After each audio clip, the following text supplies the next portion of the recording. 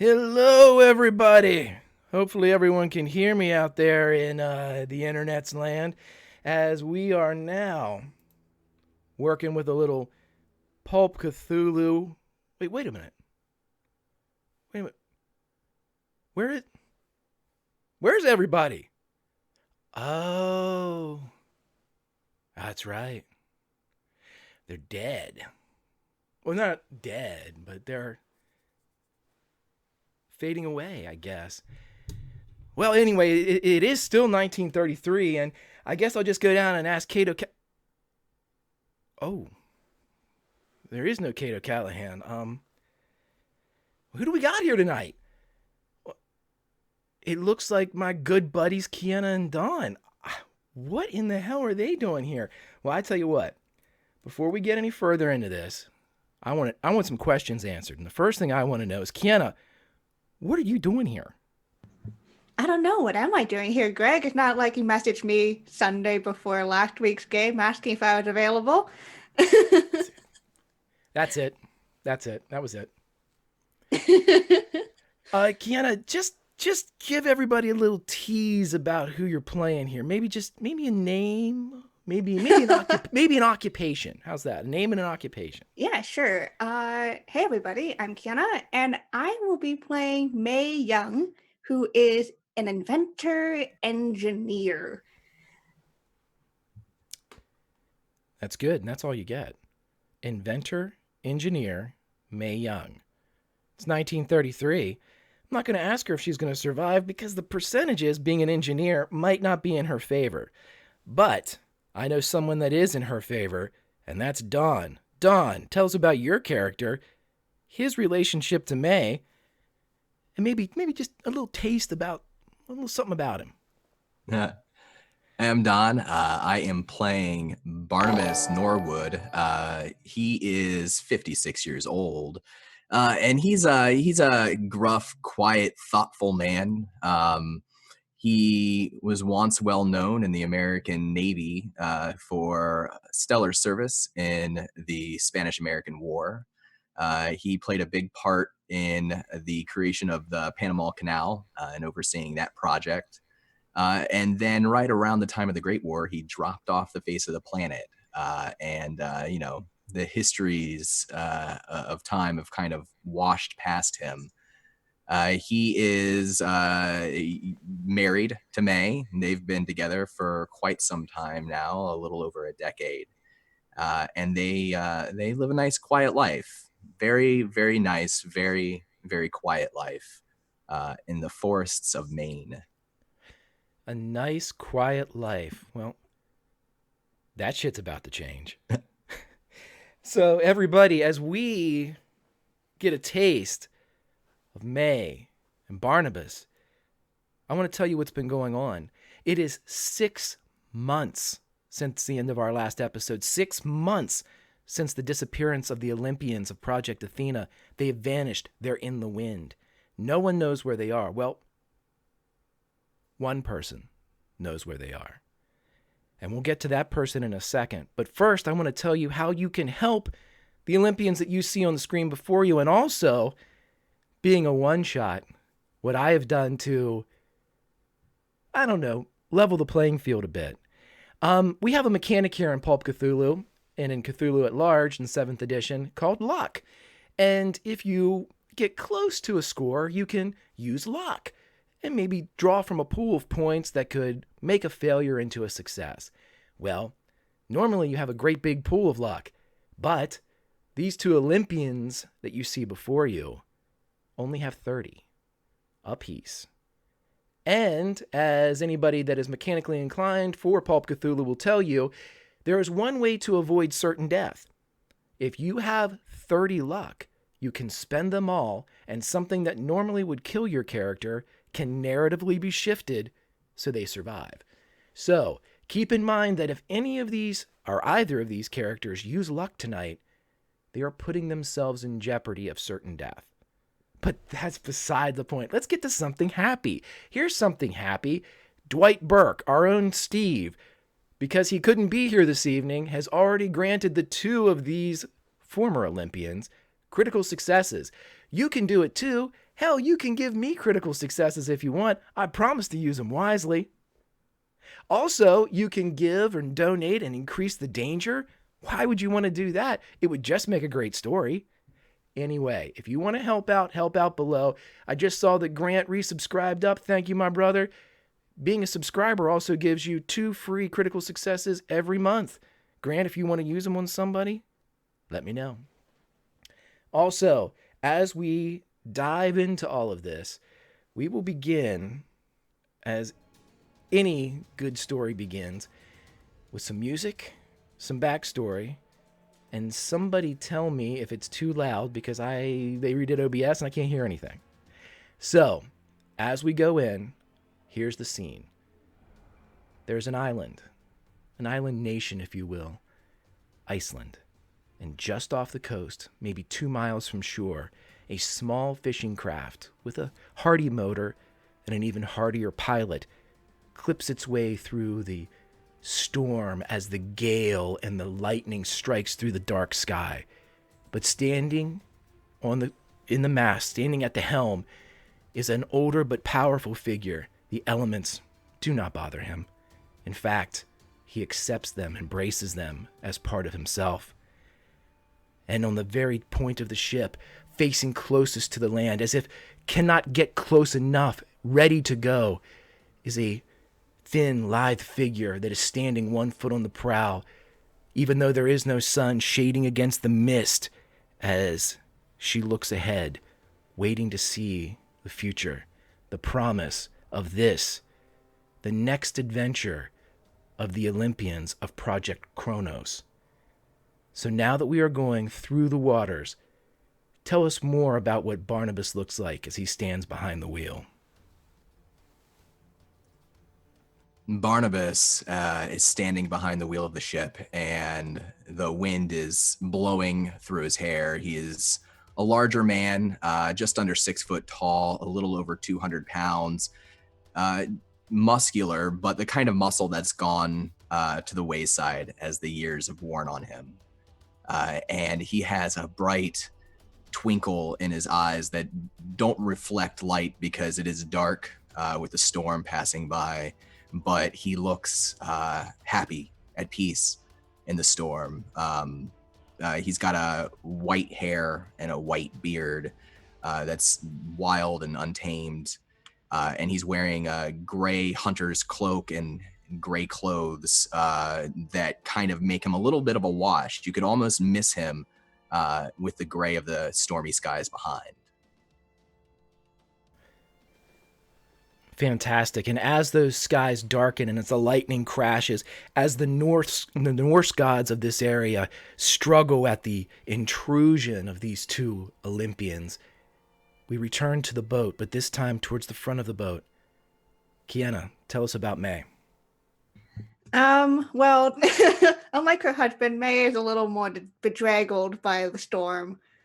She spends most of her time indoors, so she is not used to being out on seas like this. But you see her dark black hair that's now being streaked with gray, pulled up in a bun that's now starting to fly apart thanks to the winds and the rain. And she wears these pants, which is kind of unusual for most women in the 1930s at this time, and a rolled up button-up shirt and a coat over top. You will notice that she is wearing one glove on her right hand, none on the other, as she kind of is pulling her bag close to her as she leans out, and her dark eyes are trying to survey this island state that is coming up on the horizons. Excellent, and it is fast approaching. And as you guys get closer, and as the boat kind of ebbs and flows with these rising storm tides, perfectly piloted into place, as you see up ahead a series of small docks and what appears to be a cliff face stairwell that zigzags up as it is actually fastened into the rock face. And as your eyes and gaze go further up, even in the darkness, you're able to see the gray against the night and starry sky, that is intermittent with these flashes of lightning, the gray smear of smoke coming out of what looks to be at least a semi-active volcano. And as you pilot in, there's no one around, and you're able to bring the craft into port and lock it down. Before you stands the staircase. What would you like to do, Olympians?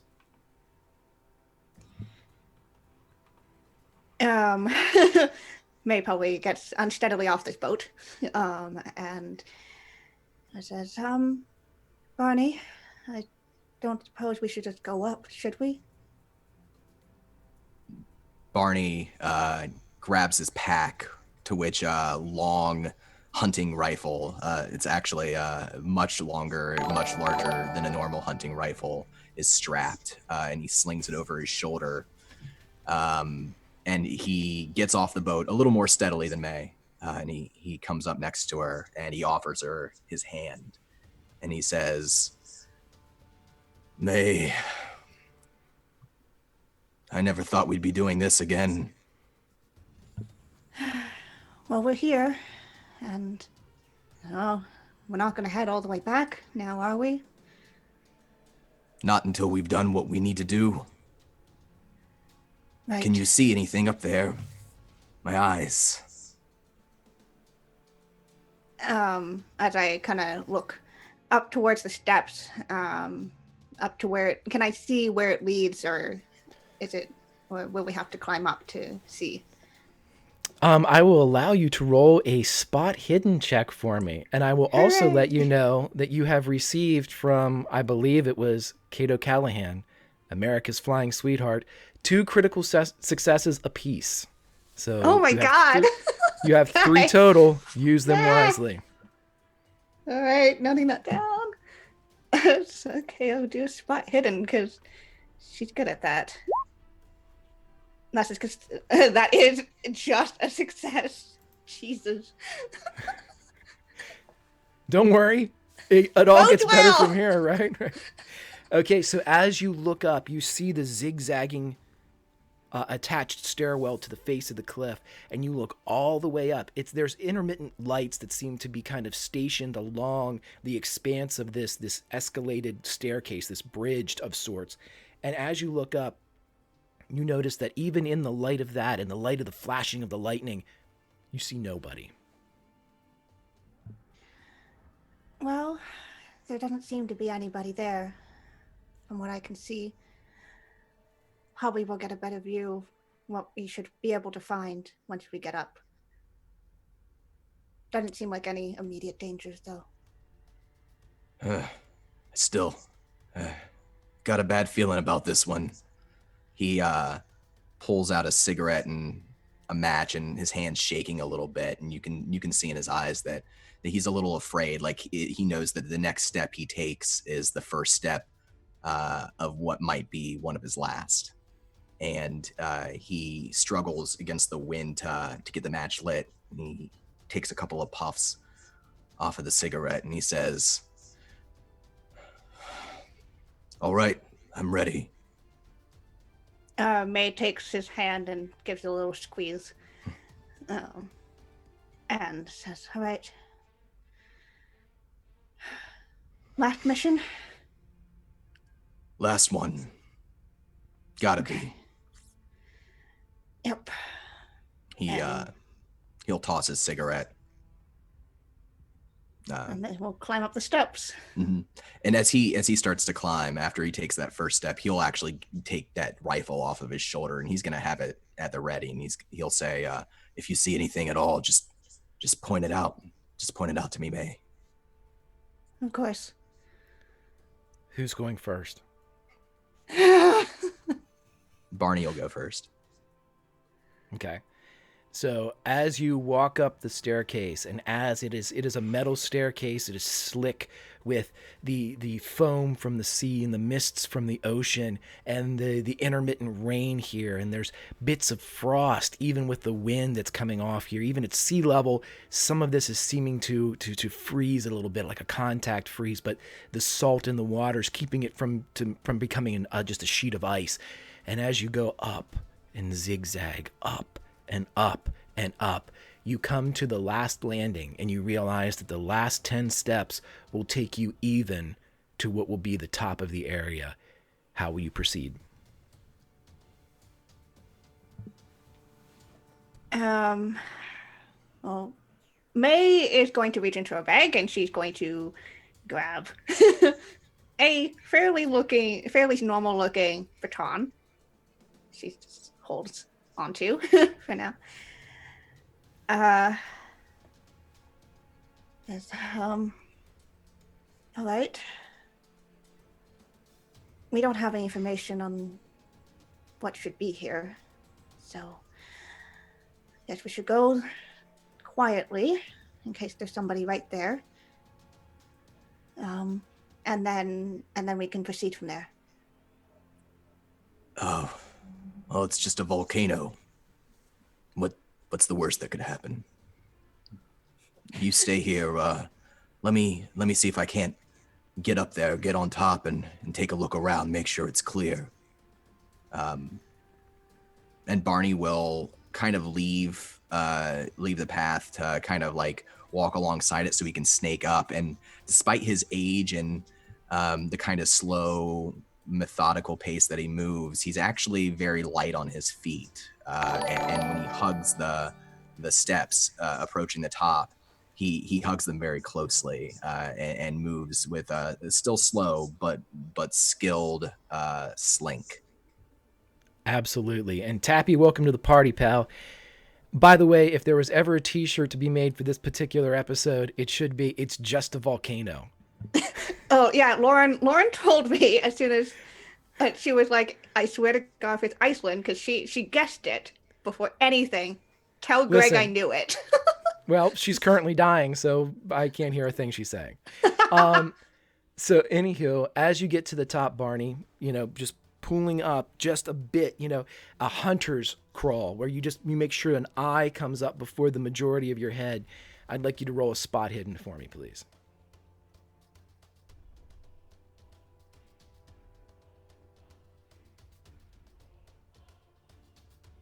Nice, nice.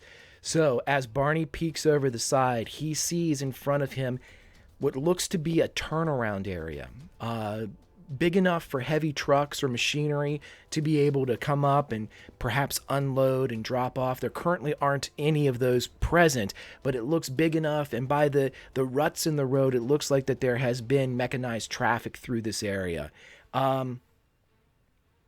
Also, in front of what looks to be a completely featureless wall, two Nazi soldiers are standing there, kind of sheltered from the storm a bit, as they smoke their own cigarettes.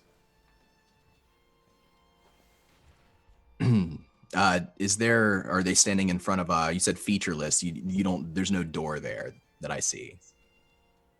Nope. With that spot hidden, I will tell you this, it is featureless to a fault. It doesn't quite look like everything else. Looks good, and if there weren't two German officers standing in front of it, you might not have seen it, but there are two standing there, seemingly guarding a blank wall. How far away are they for me? Right now you gauge that one of them's about 30 yards, the other about 33, 34 yards. Well within your range. Barney will look down to May, and he's gonna hold up two fingers and point to sort of signal that there's two Nazis up there. Yeah, May make sure to acknowledge it. He is so he is going to sneak, try to get up top, but stay to the shadows and move quickly to where he might see cover in the machinery, to kind of try to get closer. He needs to get closer to them. Okay. there's plenty of, you can use, features of the volcano itself along the base. There's enough vegetation and shadows and some of like the pine trees that kind of litter right around the tree line. So just make a stealth roll for me and we'll have some fun. It's an extreme success. Okay, so as Barney begins to pull up from the area, from concealment, it's as if the storm itself aids him. There is a boom of thunder that seems to, it does, it reverberates against the volcano, causing both of the Nazi soldiers to look in the direction of this natural bomb that goes off in the air. And as they turn and look, Barney slips up, and just then the wind blows. Just then the rain goes a little bit harder, causing collars to come up, obscuring a bit of shadow as Barney creeps closer and closer and closer until he is within 10 yards of the two.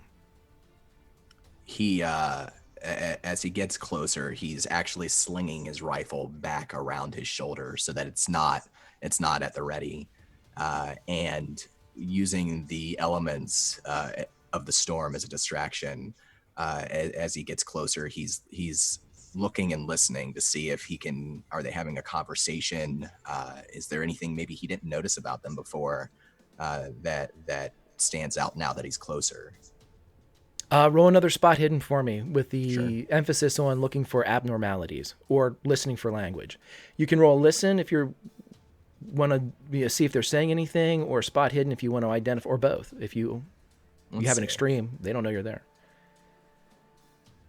It's a success on the spot hidden, and listen, a fail. As you're with the spot hidden, you can see that they're kind of saying something back and forth, but what aided you previously, the collars up against the storm, you're only catching bits of the conversation in the wind, not enough to piece anything together about what exactly their topic of conversation is. But as you're sitting there watching them, and as you're sitting there, listening to see if there's any type of difference, the only thing that you do notice is, instead of the traditional forward slung holsters of many of the Nazi troops that wear, sidearms that seem to almost be against the front of their thigh, they're wearing large block-like leather cubes on their right hips. And I've never seen anything like these cubes before. You have not. So another crash of lightning strikes, and Barney pulls out from his hunter's coat a Ronson lighter, and this is sort of the precursor of a Zippo. It's a little larger and a little uglier, and this one in particular has etched on it a figure. It's Poseidon, the god of the ocean, the god of water and the sea. And he covers the front of the lighter, the head of the lighter, so that as he lights it, the figures can't see it, see the flame. But the flame that comes from the top, it's not a normal flame. This is a deep blue, and the corona of the flame is sea foam in color. And as it flickers, it's almost like the crashing of a tiny wave. And from his hand there, he pulls a pinch of powder, and he blows the powder through the flame and speaks the words, "Dark, darker, warm, slumber." And he casts coyote dust. He casts a sleep spell against them. Okay, and what does that cost you? And what do these gentlemen have to do, if anything, to resist? It'll be they both get to make a contested power roll against me. Okay. And this costs me 1d6 sanity. Let's do that first, because that's always fun. 6. Oh, nice. Okay. Now, with the loss of 6 sanity, which is 5 or more, You have what is called a temporary insanity, as Don unfortunately knows all too well from our times together in Cthulhu. But what Barnabas, what Poseidon feels is he's not worried, there's not a shattering of his mind, but he does feel that this is in fact his last mission. He's not scared, he's just certain. And let's see what these guys can do. First one is 25 and a 50, my friend. All right. And he rolls twice for each contested power roll. He has, I guess, a bonus die. 18 versus the first. Okay. And 43 versus the second.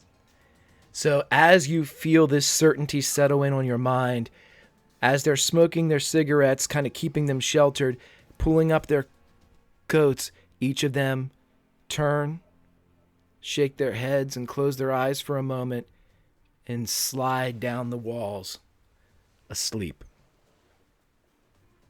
He flicks his Ronson lighter shut and tucks it away, and he heads over towards them, looks down at them, and he's gonna drag them away from the wall back towards the edge of the steps where May is, so that he can kind of signal her that it's safe to approach.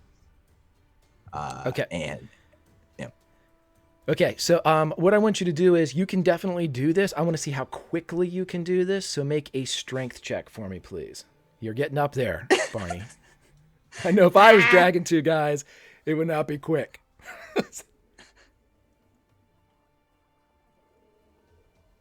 It's slow. It's slow, and maybe he's thinking a little bit too much about what's to come and how he's certain that this is the end, and because of that, he's maybe not as focused as he should be.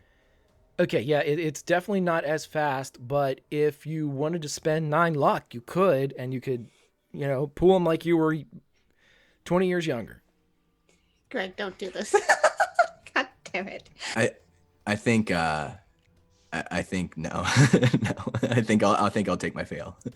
Okay.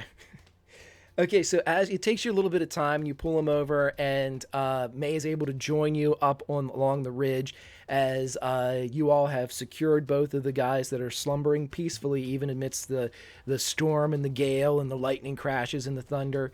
But they're just sleeping away on those metal steps. What would you all like to do? Have I noticed these weird leather cubes? Yeah. As soon as you guys were pulling them down, you definitely see that these are very oddly shaped, almost cumbersome, like cubes on the side of their legs. Okay, May is taking a look.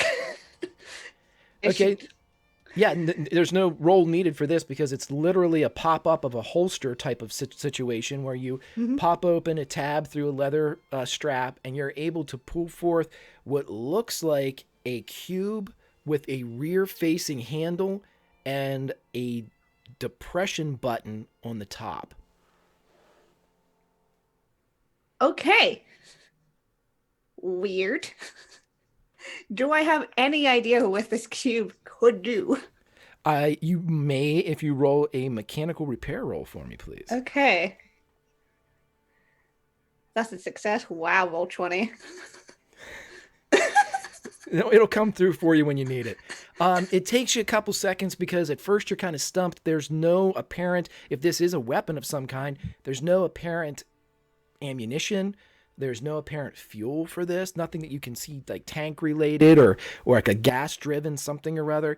And so when you finally think, what the hell, and you kind of push the button a little bit, a 6-foot jet of green flame shoots off into the air, blistering even this moist and very damp air. You see it kind of shiver with an intense heat.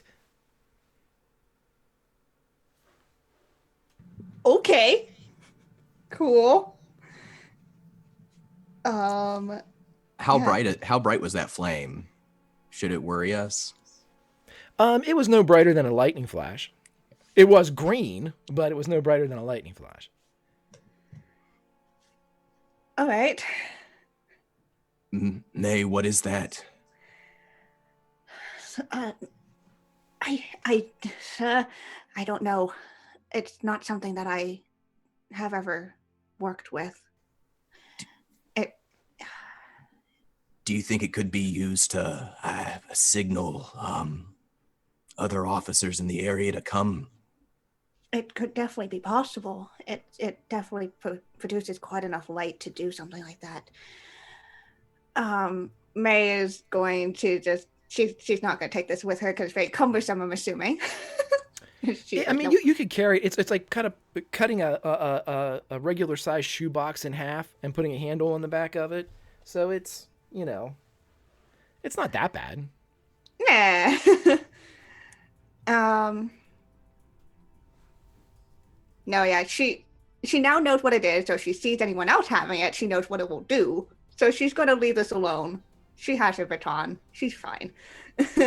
We shouldn't take these with us, you don't think? I'm just worried that, it might slow us down, it might cause sounds. We don't fully know what this can do. Well, I trust you, May. I trust you. He's looking meanwhile for keys or anything else on their bodies that might seem useful. Why don't you give me a? I'll give you just a spot hidden. You're just kind of checking over everything that these guys have to see if you can find anything that might an extreme. Okay, very quickly you're able to kind of ascertain that you don't see anything that looks like a key. You don't see anything that looks like a lever or some type of, a mechanical way to open anything. They have these weird cubes, some cigarettes on them, a little bit of money. That's about it. Barney will take the cigarettes, leave the money, and he's looking around now at this point for.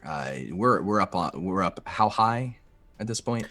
You're right at the tree line now of the volcano because as you guys were able to climb up and as just the slope of everything, just it seems that there's like a natural timberline here, even though climate wise it's a little bit off because you're dealing with geothermics and things like that. But you're at the base of the volcano. Does it look like there's like a chasm or somewhere that if we were to throw these guys, like nobody would find them? It seems if you throw them off into the water, I seriously doubt anybody's gonna see them in this storm. And do I? But think that's just that, me talking. That's you talking, yeah. Right. Do you think that it doesn't seem like we're high enough up that nobody would survive that fall? Oh yeah, they die if you threw them off. He's gonna grab one of them, look down to the other one, and say, "Well, we can't be waiting here any longer. Not for these Nazi bitches, sons of bitches." He's gonna go ahead and he's gonna throw one off into the water and get rid of the body. No roll needed. Silently, it descends into mist and darkness. There is a thwack and then maybe a splash. He looks down, and I'm guessing he can't see for sure. He can't make out. Good enough for him. He's going to go ahead and grab the other one, drag him over to throw him off. Again, silently drops into the mist. No yells of no screams, no denials, no promises of revenge. Just oblivion. I hate this job, May. I hate it. Let's go. It's just one more. Yeah, just one more. He'll sling his gun back from around his shoulder and start off again. Okay, as you all are getting close towards where the position was that the Nazis had held, you see what must have been the third member of their group walk around the corner from doing whatever it was that he had been doing back there as he stops and looks around a moment for his Heinrich Schreiser, and he looks and he sees the two of you as you are now not moving stealthily, 10 to 20 feet away from the open area where they were, and he starts reaching for his side. Well, I know that these things do 6 feet of freaking green flame fire shit. So, does May think that she could close the distance before he finishes pulling out whatever he's pulling out, which is assumably this cube? May is a professional. May realizes that there's no way she's going to be able to close this gap on foot, but she does have an opportunity to. Can I throw my baton at him? Yeah, you certainly can. If you would like to roll an attack roll, we will do this now. So you watch as May, holding this baton in her one gloved hand, as she twitches something, and the end of this baton starts to crackle with electric energy. Actually, I realized Barney probably has never seen this, because this is a secret project she's been doing. And she is just going to hurl this thing at this guy. But what kind of attack roll is this, Greg? I have it on your character sheet as your baton, so go right ahead, and it should be right in your weapons section. You should have your... All right, there we go. Oh, fuck. Okay, that is 100, which is a fumble, which is... Are you serious? Roll 20? Yeah. Roll 20. So as this thing crackles in your hands, it's the very thing that aided you before seems to come back to bite these two members of Project Cronus, as the electricity is thwarted by the humidity. It's thwarted by the rain and the wind. And as you throw it, an arc kind of goes off and moves it aside, almost redirecting its flight path as it just skitters to the ground in front of you, maybe 5 feet off, as you look and realize that whatever it was and however it was flying perfectly straight, it was just redirected by the natural elements that are at play in the storm. You know, there are electromagnetic bursts that are occurring all over the place. And as you're standing there for a second, Barney, you got one chance before this guy gets a moment to act. What would you like to do? He registers for a brief second that May just did something with a baton that he's never seen. But in the moment, knowing that a gun's going to go off or a weapon's about to go off anyways, he's going to draw back his gun that he has out and try to fire a shot at the man straight at the forehead if he can before he gets to shoot. Roger that. Take a shot, brother.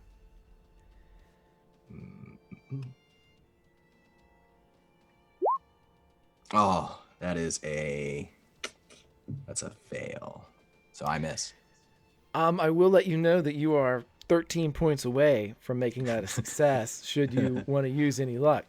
That's just my job here, everybody. My job is to make sure that the players know the rules and that I set the stage. So you are 13 luck points away should you care to use them to make this failure a success. That's up to you. He hasn't fired a gun at a man in a long time, and part of him balks at it as he just sort of remembers times in the past that he's had to shoot a man, had to kill, and that momentary hesitation, he squeezes the trigger too soon and misses. So a crack that luckily for some reason corresponds perfectly to a crack of thunder in the storm above, but that can't possibly. It's almost like the storm's working with Barney, but that's insane. Nothing like that would ever really happen, would it? So as the shot goes off in a perfect sync with the thunder crack, the Nazi pulls out his weapon, leaps forward, and fires. And a gout of green flame splits the two of you as you're able to move out of the way as it fires. You guys, we are now in a combat round. What are your dex scores? I have a 60. I've got a 70. Okay. So we're going to go Barney and then May. And I'll let you know when the soldier pops in. Barney, what would you like to do, sir? So his gun has a second round in the chamber, and as he moves faster than he's moved before, maybe his feet are remembering how this dance goes. He shifts away from the green flame so that he can sort of flank this fella, and he levels his elephant gun and takes another shot.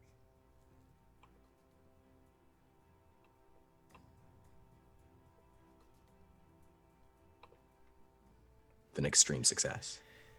With an extreme success and a damage modifier of 14, extreme, everybody, is a critical in Call of Cthulhu. The Nazi fired and the Nazi knew no more. As a round from an elephant gun, which Dwight Burke can tell you hurts like hell, ends the life of this Nazi soldier as he crumples to the ground, a massive wound in his chest. So powerful, there were no screams. Much like his companions that fell to the ocean below, there was just oblivion.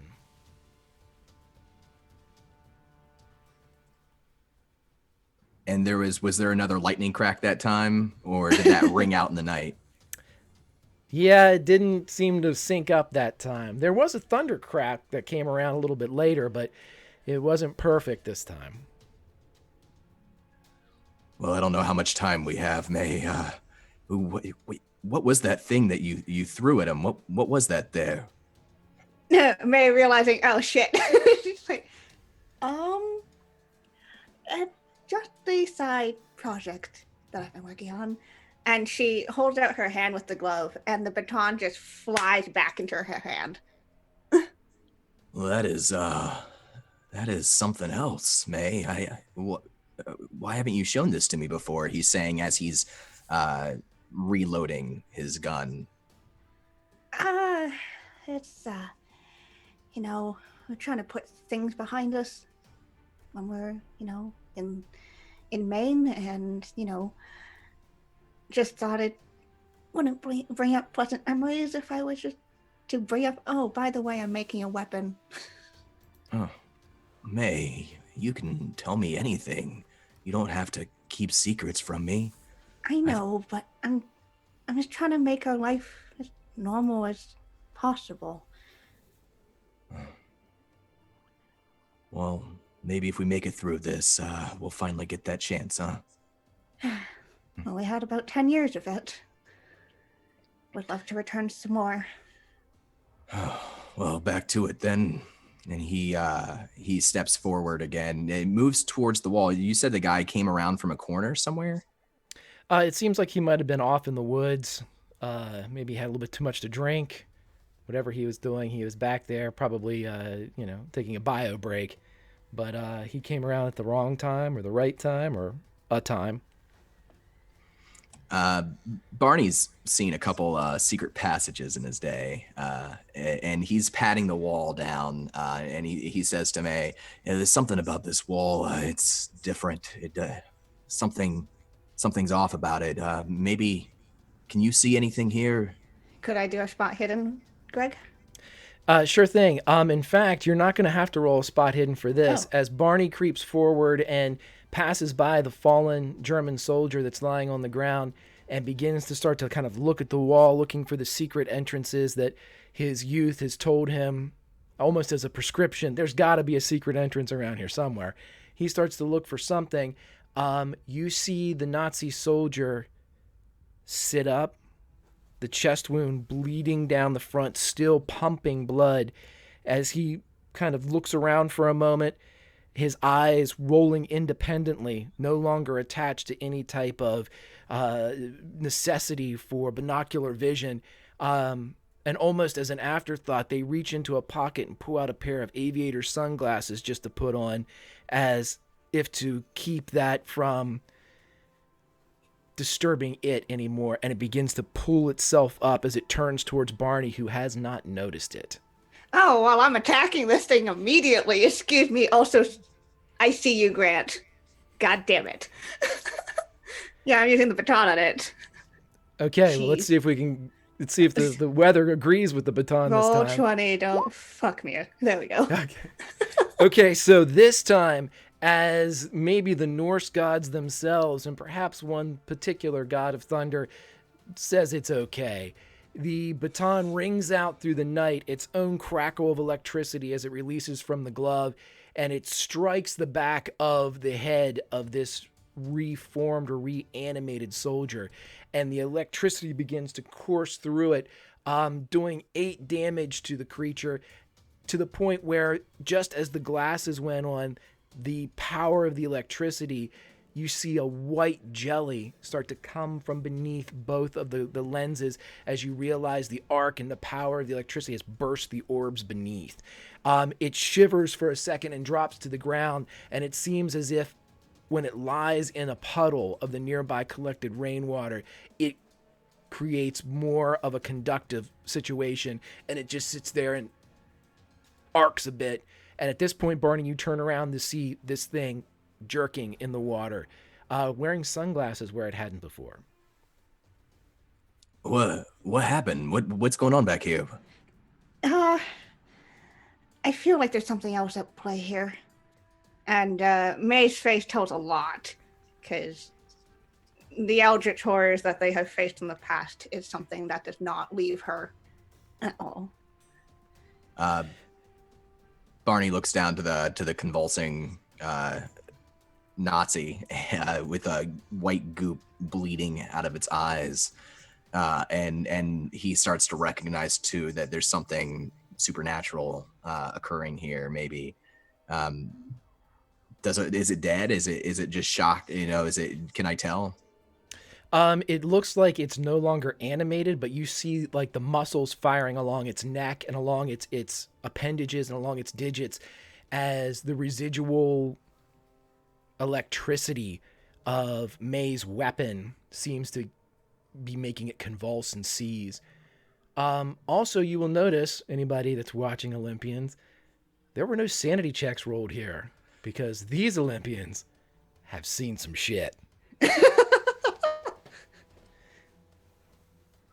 Yeah, it seems to be down.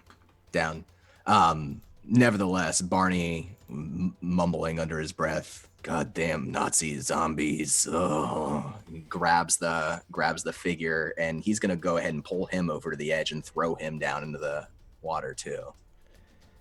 He does not resist and silently. Before this happens, I'm grabbing that cube now because I'm like, well, if we're going to be fighting Eldritch Horrors things, I guess I might as well use what's on hand.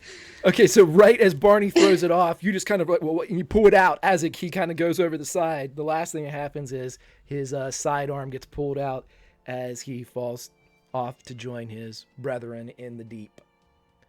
You now have a blank wall, perhaps more. You can return to your earlier endeavors if you so wish it. If you want to take a look at that wall, tell me if you see anything. There's got to be a way into this place we're going. I'll keep a lookout for us. All right. I will take a look. Okay, and if you give me a spot hidden roll, this is not necessarily, you're going to find what I want you to find. This is a time thing again. Right. Yeah. Are you serious? Get him out of the way now. It takes you a second because, perhaps the adrenaline that's still pumping through, close work really suffers when you've just fought a zombie. And you look around for a moment and you see kind of in a slight recess that's shadowed by some of the electric light that's around is maybe a 12-inch in diameter oval. And it appears to be, after closer inspection, you find a slight seam that seems to be roughly door-sized right beside this oval. And at this point, you're reminded of something that is in your possession, as this oval seems to be roughly hand-sized. And I'm going to take control here for a second, Kiana, as May reaches into her pack and pulls out the severed female hand that was given to her 5 days earlier. Speaking of which, we're going to have a bit of a flashback as we go back to New York City.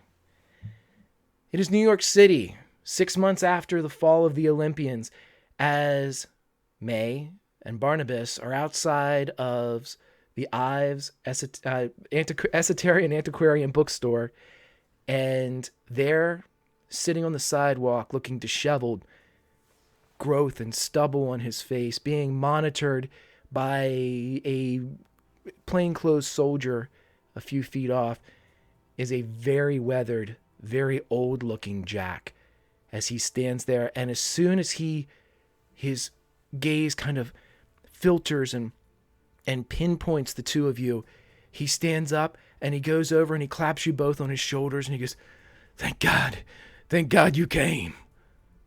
And we're going to cut to the inside of the bookstore as you sit down, and Jack is just rocking back and forth. He has been given a blanket by a man with crazy white hair, an older gentleman, and Jack is just rocking back and forth, and he keeps saying, why'd I send him there? I shouldn't have. I knew Borneo. I don't understand. And then he snaps over to you all, and he says, we got to get them. I know where they are. We can get them. I know Kate and May, they're there. Barney's with them. No, Barney. You're Barney. Yeah, Jack. I know where they are. He shouldn't have been.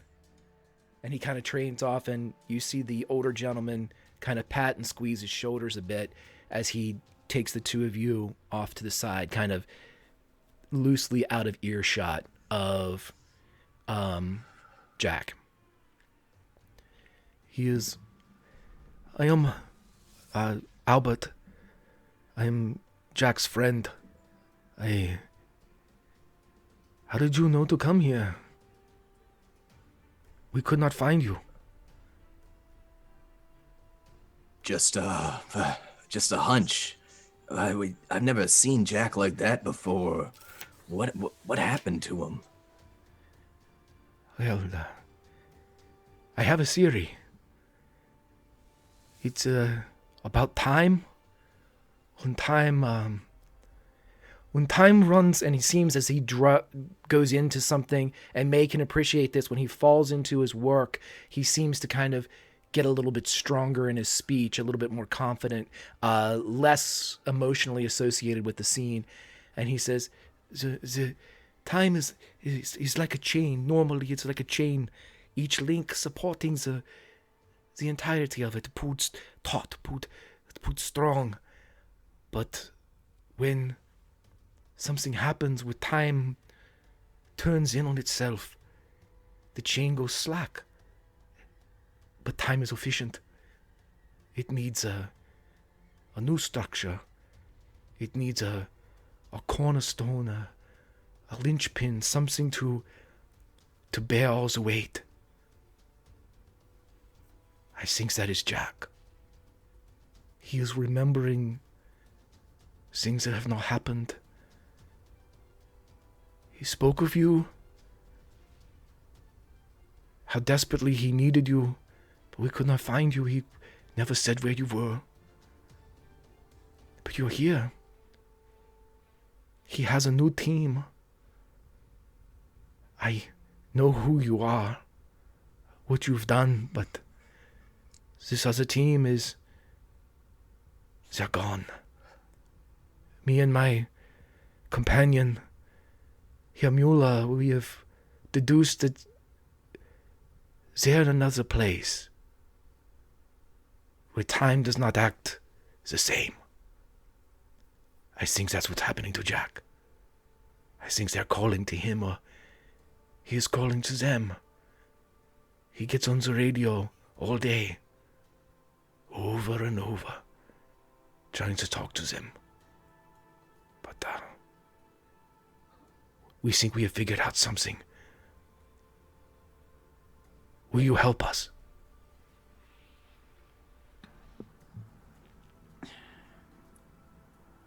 Barney looks to May, and he shakes his head a little bit as if to say, "There's something not right here."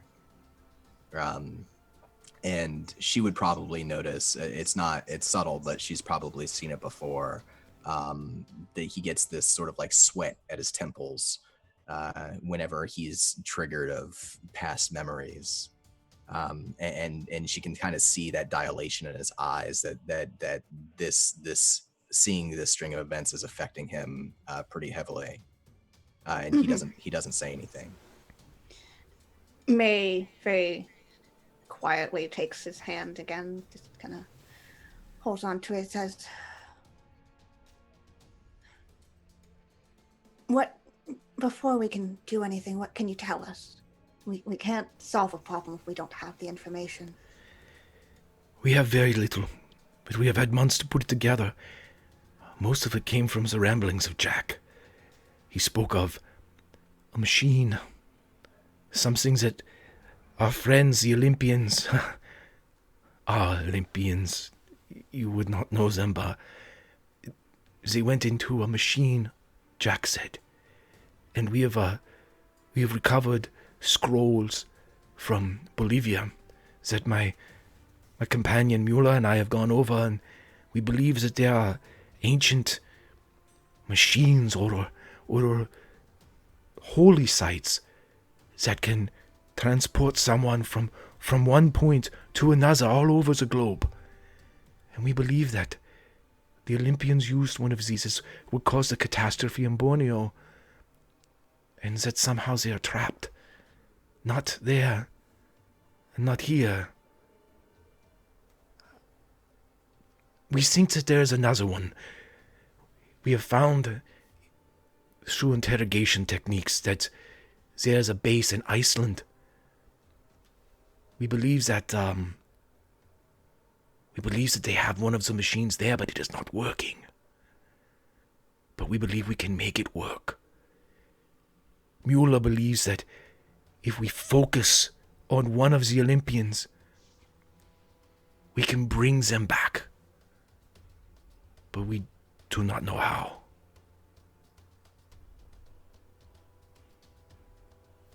And Jack, he knows about this place in Iceland too. Is he part of your plans, or is he just a victim like the rest of them?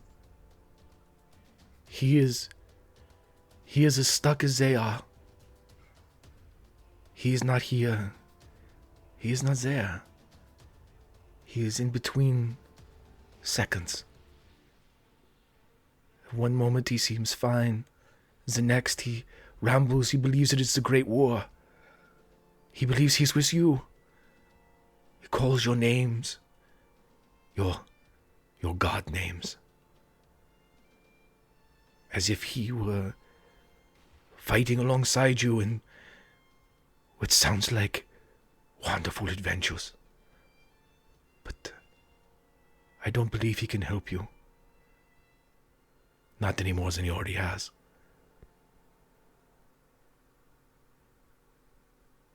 Barnabas is starting to calm down, and he looks again to May, and his face softens a little bit. And he says, "We came to New York because I knew somehow something was not right about Borneo, and we always knew there was going to be one last mission. If this is that..." We'd hoped it'd be another few years. I am sorry. I am very sorry as you have to be here under these circumstances. Especially you, May. You would like my friend Mueller. We are tinkerers too. Perhaps when it is over we can sit down and have a cup of tea and talk as only scientists can. I look forward to that. Now, you said something about focusing on one of the current Olympians. Could you tell us more about them? Yes, I have a Siri. And he goes over and he pulls out one of the like a rolling chalkboard, and one side of the chalkboard is completely filled with equations. May you recognize several of them, equations and everything that seem to be. And he flips it over to the other side, and the other side is completely filled. And he looks for a second. He goes, "No, it's this one." And he scoots it away, and he waddles over and he pulls back out another one. He flips it over, and this side's clear as he begins to write. And he writes a number 1, and he says, I have 3 series. There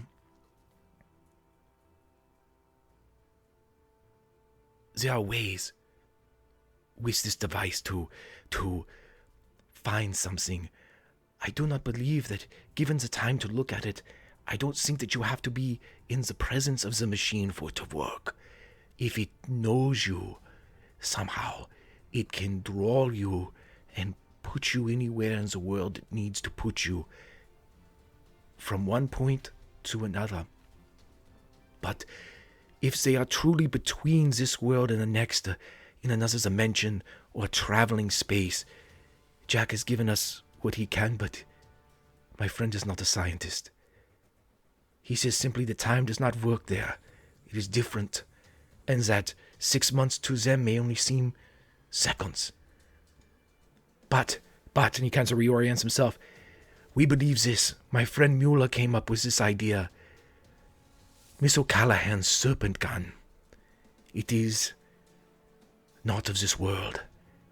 We believe that it could possibly be from this dimension. It might be easier to find than one of them. We think that this would be the quickest method. The quickest. But the other method, there's a girl with them. Her name is Ruby.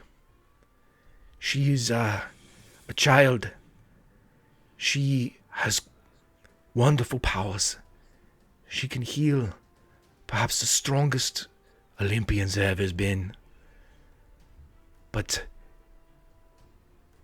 if you focus on her, perhaps you can find her strengths, her power inside this place, and draws them out. I believe that she would be the strongest way to draw them out, but it might take time, because she is young. She is so young. And the last, there's a Olympian with them, her name is Sabella Ives. We believe that her power, her psychic abilities would be antithesis to this realm. It would hate her. It would treat her like an infection. It would seek to kill her, to rid itself of her first. Perhaps if there was a way to focus on that, on some type of defense mechanism, but we believe it might be difficult to grab the other Olympians at the same time. She might seem a focus, and it might blur the others. But one of those should work. Should work. And you realize at this point that he hasn't written anything other than 1, 2, and 3 on the chalkboard, as he kind of smiles and puts the chalk back in the tray. I can't say that I understand 2/3 of what you just said, but you're saying that we have to pick a focus as we try to use this machine. If we take this mission, whatever focus we pick, that's what will come through first, what will come back first. Loosely, if you focus on the serpent gun, you should be able to find them quickly, because if it's particular nature, if you focus on Ruby, it might take longer, but she is a strong individual, and it might aid in getting everyone back through. And Sabella, she might be able to be found quickly, and then there may be some risk in the others. But perhaps you will have choices. I'm sorry. If I could see the machine, if I could work with it, perhaps I could learn more, but my friend Mueller and I, this is the best that we could come up with. He looks to May and he nods his head, seeming a lot more adamant and sure about doing this now. You gave us information, and that's helpful for creating solutions. Well, if we're going to Iceland, we'll have some time to think on it. I can get everything ready for you. They are listening to me. I don't know why. But they all are. They all look at me. Ever since Mueller left, we did not know you were coming. Mueller left for Iceland yesterday. He's already there.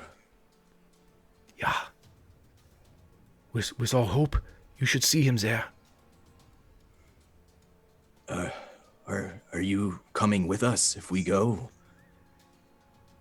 I am an old man. But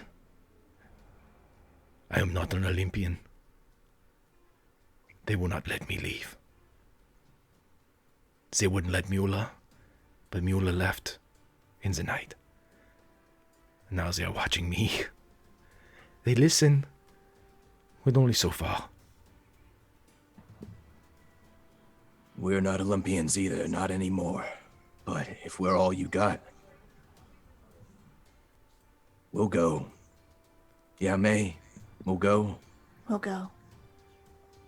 But we've got people we care about. If we don't come back, I need your assurances that they're going to be taken care of. That Jack is going to be taken care of. Yeah, you have my word. I promise I will take care of your loved ones. I will take care of Jack to the end of my days. Does he believe him? Yeah, you can roll a psychology check if you'd like. Okay.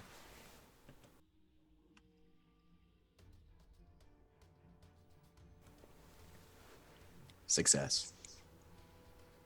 Yep, he's telling the truth. Okay. Barnabas will go over to the table they were at before and grab a slip of paper and something to write with. And very quickly, he's going to write down an address in Acadia National Forest up in Maine, and he's going to hand it to the man. And he's going to say, if we don't come back, you go there. Yeah, I will go myself, me and Mueller. But I'm sure you'll be back. And he reaches out and tentatively puts his hand on each of your forearms, and he says, "You're both Olympians. Always."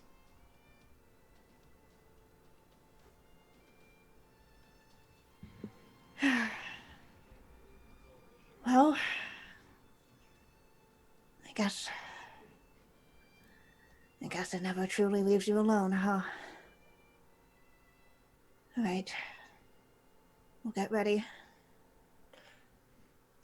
As you all are getting ready to move, Jack stands up and looks, and his eyes are somewhere else as he says over and over again, "Bring him home. You gotta bring him home. They're lost. They're out there somewhere. Bring them home." And he just stares at something. All right, Jack. All right, we'll bring him home. We'll bring him home. He's going to look back again and say, and if we don't come back ourselves, just you. I don't know this Mueller. I don't know him. And until I know him, I don't trust him in my home. If we don't come back, you go, and you go alone.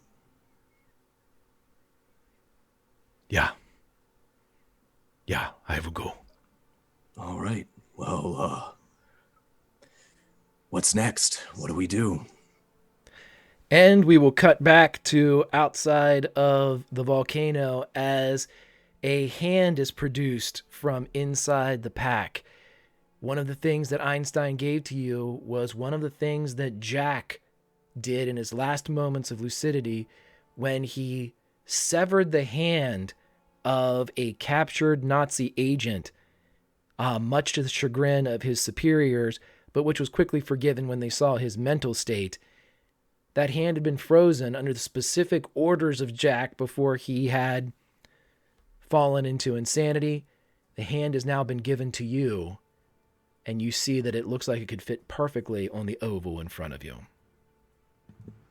Yeah, so May takes it out, weirded out by this, but she has seen worse things. And she carefully puts the hand in this slot. As soon as you place it on the oval depresses and turns sideways like a mail slot or a mailbox as it would open. And as soon as it hits, it takes a moment. Perhaps the temperature isn't just right, but it reads it well enough, and you hear a crack as the door opens, and you hear a seal as pressurized air from the inside opens, and the door slides open, and before you is a tunnel carved from stone, very much man-made inside this, one of nature's greatest achievements. And you see pitons that have been nailed into the wall with large gauge cable stringing light from one to the next to the next. But beyond the light and the hissing that is now gone, there's no sound from the inside. And this tunnel just seems to lead straight right now. It seems to lead straight, and if you guys want to check out Roll20, I'll give you a little bit of a... That's a thing. Yeah, there should be something there. Let me see. Reveal area. There we go. Can you guys see that on Roll20? I'm currently seeing a black screen. Pan down, and you should run into a little square of light somewhere. There we go. Haha. Yeah. Yeah, just kind of... You'll see main entry and a hall. The hallway seems to be going straight, and then there does seem to be a passage that leads off to the right. But you'd have to get farther in to see.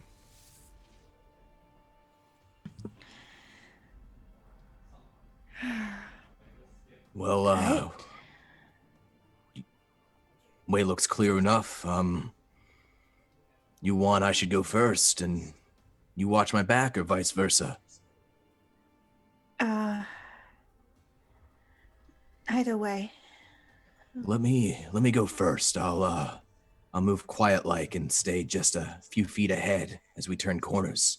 We don't know what's down there, but probably more of those things. Right. All right. I'll keep an eye out the other way in case Buddy comes back. Yeah, these guys like to come back. And as Barney slips in through the door, he's slung his rifle over his shoulder again, and from within his hunter's coat, he's pulled a sawed-off shotgun that's a little bit more appropriate for close quarters fighting if need be.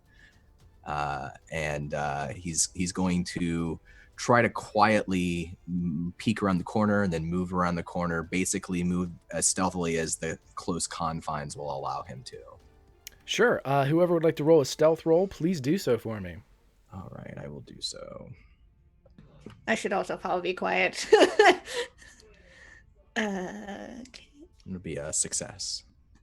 I'm on roll 20. Ooh. Okay, thank God. There we go. Yeah, the Olympians are getting their legs back under them now. So as you guys creep forward, you're able, with Barney in the lead, you're able to get to the first intersection, which shows an area going straight ahead and an area that seems to be going off to the right. Whoops. You do, however, see up on the right another door that is slightly ajar, but it seems to be part of this hallway. There is a hallway leading to your left, but it appears to end in a collapsed tunnel. You can see the rocks kind of spilling out from the side. Both of you roll spot hiddens here for me too, please.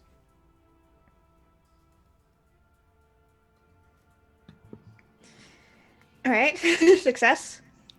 Okay, so as Barney is kind of scanning everything and looking around, May, straight ahead in the hallway that you're currently in, straight as the crow flies, you're able to differentiate between the static light, and you notice that there is an orange reddish glow coming from the end of this hallway.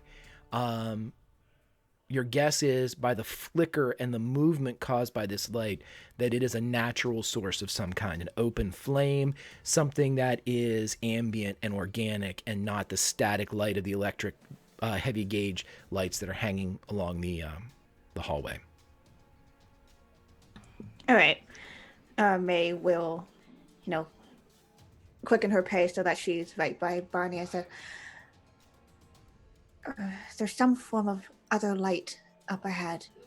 Something more like fire, perhaps, and that might be a different room that we should look into."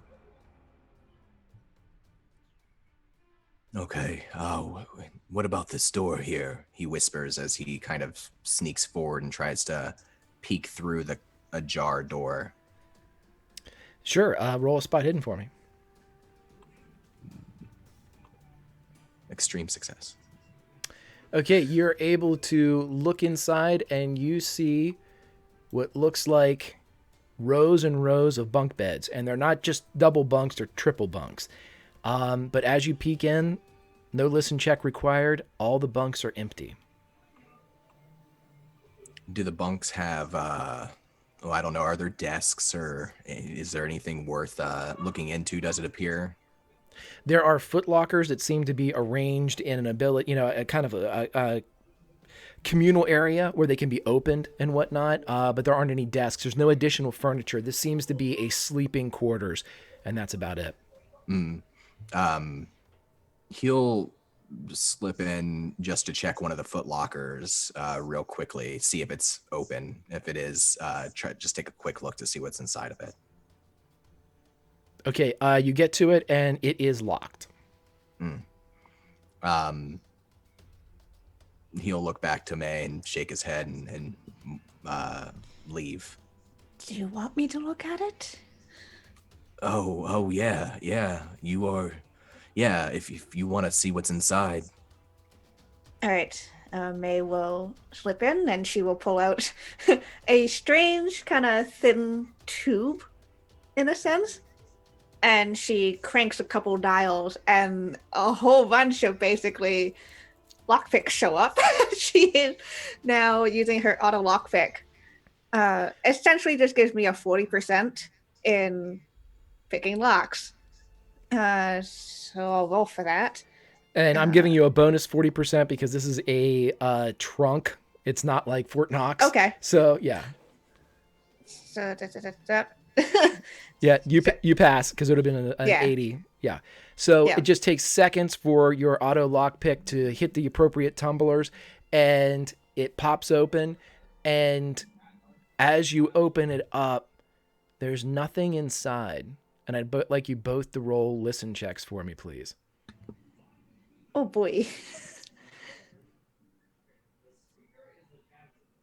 God damn it. Okay, well, this works because you guys are sitting there kind of concentrating. You're in the moment. And it's only maybe the last bit of the rumble, the very almost imperceptible rumble, where you realize the door has just shut to the outside. Back down the hallway, the one that you came through has sealed shut.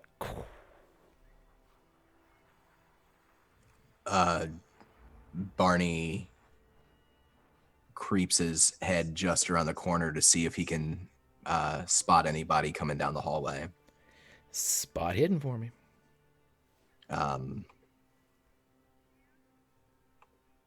Success.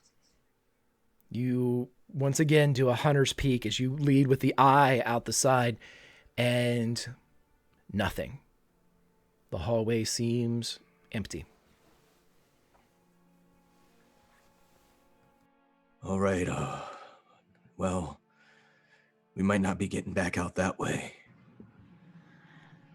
I'm sure there must be more than one entrance and exit. Gotta be. You want to check out that light at the end of the hall, or you want to go around this corner and check out that hallway over there? I want to see what that light's coming from. Okay. All right, I'll go ahead. Stay close. He's gonna leave the room and sneak down the hall, try to get to that light. Okay, I'll let you guys use your previous stealth rolls because you haven't done really anything to give away your position. So as you guys creep out of the room and you return to your normal path, heading further and further down the chamber, I will get in here and give you a little bit more without trying to give anything away. Whoop. You get down to the end of the hallway, and it seems that you pass again on... You see the latrines as you peek inside. And the final door that you open up is basically a mess hall that you see that, once again, nobody is there.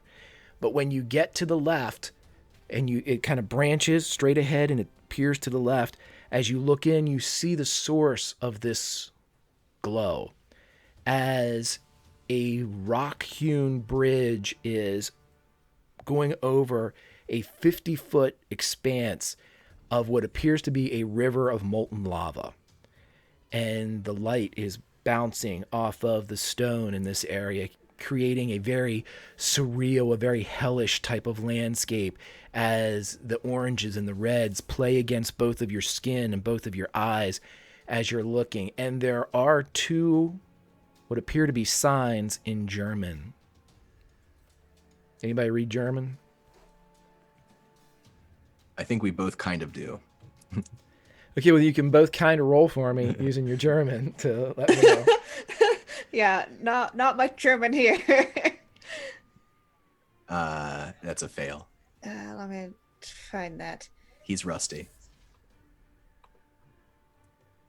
Yeah, it's I don't know why that didn't go into my roll 20 before. It's somewhere in there. No, it's like a... Yeah, you can just roll anything if you want to. Yeah. Okay. No. All right. Yeah. God. So, as anybody that knows another language will be able to tell you, it's not that it takes you. It just takes some time for you both to sit there and be like, "Wait a minute, is that conjugated? No, wait. No, that's a car." And you're going through the German words. After a minute or two, you guys are able to figure out that the signs read two things: control room, and it points over the bridge, and then another one is listed and it says bridge control. And you see directly beside these a ladder leading up. What's the difference between control room and bridge control? Does that make any sense to you? Well, bridge control could talk about this bridge or could talk about another bridge and probably limiting access or creating access using those bridges. Control room, if it just says control room, is likely to be something more general. Well, if there were other of those Nazis out there that saw that green fire, then they could be on their way here right now. Do you think we might be able to close this bridge down if we go to the bridge control, make sure we're covering our tracks? If I look around, Greg, does this look like this bridge can be changed in any way? Like, what the...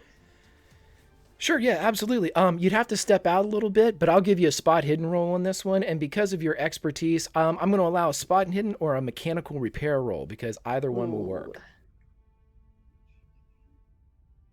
I'm going to use one of my crits for this. Okay. Roll 20 has been not kind to me. Okay, so as you go out with the inventor's eye, you see immediately that while this looks like a rough rock-hewn bridge, it is actually designed to look that way, as there appears to be a segment of the bridge. Now that you kind of go, it almost like a storybook bridge. It kind of goes up and arcs down on the other side. You notice that the bottom third of the bridge is missing. And it also looks like that about halfway across the bridge, there's some type of control. It looks as if the control needs to be activated and something else has to happen at a separate location to bring the final third of the bridge into place. But you can kind of see it resting off against the side of the far ledge. And is there any way to access that other control panel I can see? As you turn around and you're looking around, since you did use a crit, as you look back towards Barney you kind of started over the bridge a bit to see it. When you look back, you see that there is a glass wall that looks to be right where the ladder would lead. You can't see anything in it, but it definitely looks like an observation area. All right. And you can see like May kind of piecing things together. Looks like if we're going to go anywhere important that this bridge will lead to, obviously they don't want us to go that way often. And perhaps the machine is that way, but the only way to do that is to shift things around with this bridge, and we're going to need to control it. So. Well, how do we do that? Yeah. Well, there's the control room. I believe we should probably check that. But there may be another aspect of it that we may have to activate at the same time. But we might as well check the control room first. The bridge control room. To see where it goes. And so, why don't I head up there? And what you said we have to do two things at once? Did I understand that correctly, Greg? Yeah, it looks like there's a very simple control on the bridge that, once it's kind of a lever's kind of pulled down there, if something happens, because you used the crit, you know this, if something happens in a separate location, it's almost like whenever you see those movies where they're launching a nuke and it's all 3, 2, 1, turn. Yeah, and it's a two buttons happening at the same time, all right. Correct. Okay, yeah, so... and your guess is, once again, since you used a crit, that probably it's coming from that observation area. Yeah. Right, yeah. Yeah, we'll need to be in two places at once. I don't know how complicated the ones in the bridge control room will be. I know the ones down by the bridge should be fairly straightforward. Then I should take those. Then, if you think I can handle them. Of course, I'm sure you can. And she like slightly taps him on the face. That sounded, by the way, not to break immersion, that sounded way too much like my wife. Yeah, you can handle that one. With a giggle, we'll give that one to you. Yeah, essentially. Thanks, taps on the face. And says, be careful, you'll be more out in the open over there. Oh, yeah. You be careful too. Don't touch anything unless you're sure, We don't know what these guys do. We don't know what they have planned, okay? Of course. he looks over worrying, but slowly becomes reassured by her kind of casual demeanor. And he'll squeeze her hand and then say, "All right, well, I'll keep an eye out for anybody who might be coming up this way too." And he'll get his rifle ready again as he goes to the bridge. And May will climb up the ladder. Okay, no climb check needed. It's a ladder, it's easy to access. As you get up to the top, you realize that there is a bank of pretty complicated machinery here, but you used a crit on this entire little area, so I'm going to honor that. It takes you just a few seconds to realize this is the other end of the bridge controls, and it is more of a security feature than it is a natural accessory or something like that to the base. This wasn't a necessity to build this here. This was something that was put in to keep someone from the far side. And as you get there, you're able to look down and you're able to see Barney, but you don't hear anything from that side of the glass. You don't hear like the bubbling of the liquid or the steam geysers. So you're pretty sure that this area is soundproof on this side. But you're able to find it, and you're able to kind of silently communicate to him down there that you have found it and that the switch needs to be extended at the midpoint of the bridge.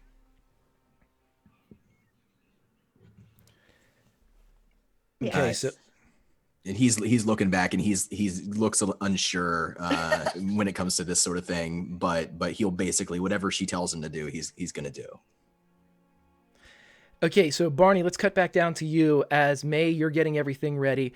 As you climb out to the middle of the bridge and you see just what is just a lever pullback, You get out to the edge of the bridge and you pull it back and you're able to hold it for a second. And you hear from behind you, I thought you were dead. Poseidon? Are you too old for that name now? Perhaps you are better known as Barnabas. What do you call yourselves these days? Barnabas spins around and stares into the man's face, his eyes wide. He knows who this is already. And when you turn around, you do see the very youthful visage of Joseph Dietrich as he stares at you calmly from the edge of the bridge. So which is it, Barnabas or Poseidon?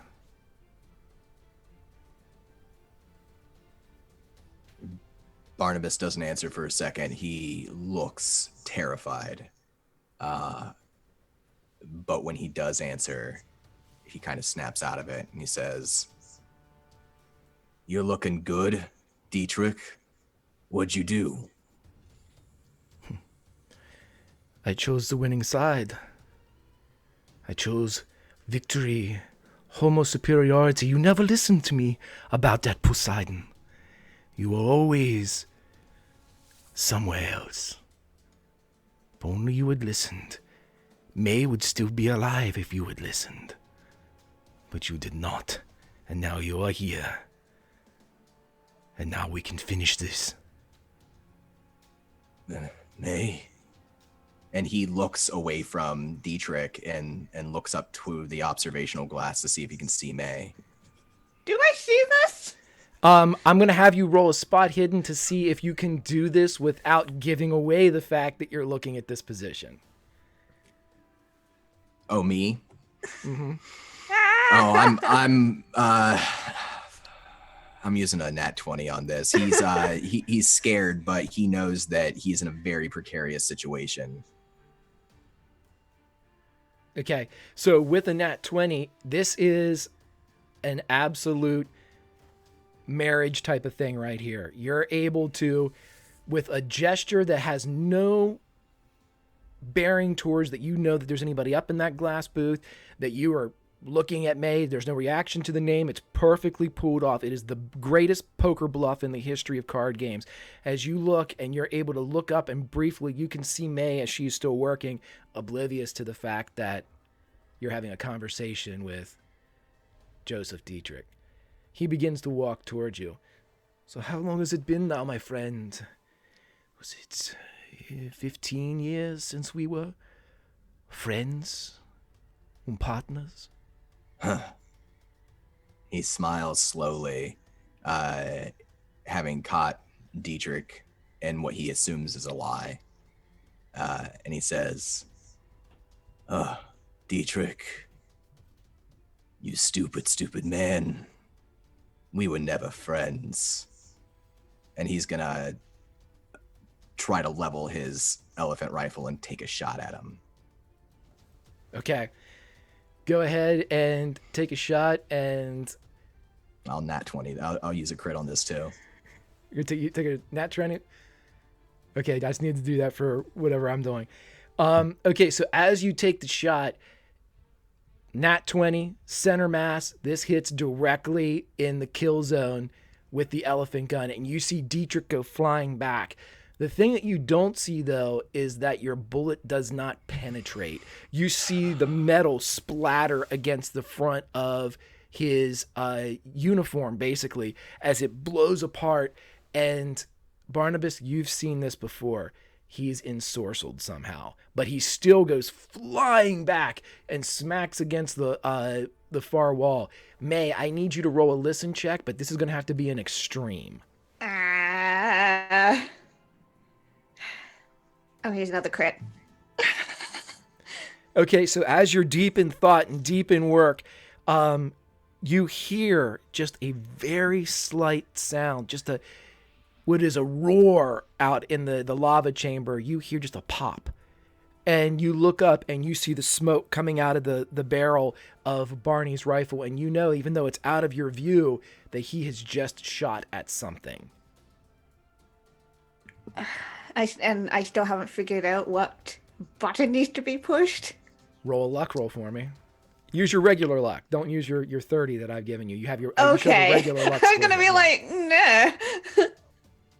Nope. Wow, roll 20. So you're looking around and you're pretty sure, but it's going to take you about another minute to get it all like sequenced up. You know, it's in German. You're having problems figuring out the conversion because of the prior roll, but you're able to. You know what you need to do. It's just going to take a little time.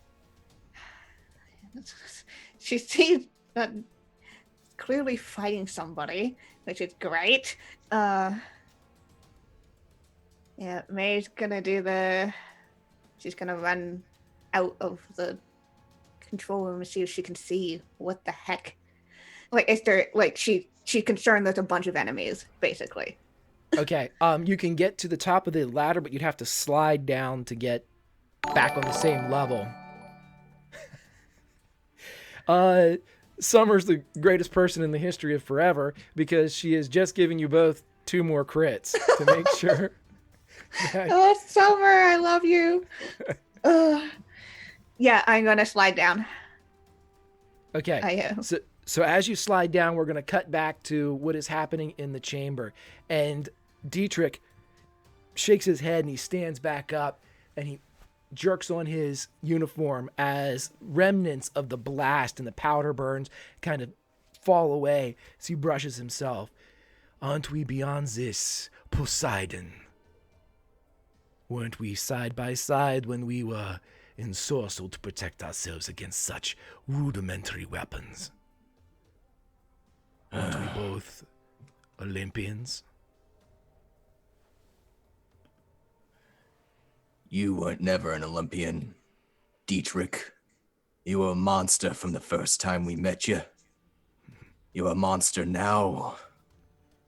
As Barney's talking, he's also trying to think, can he recognize what sort of protection Dietrich might have on himself, what the chink in his armor might be?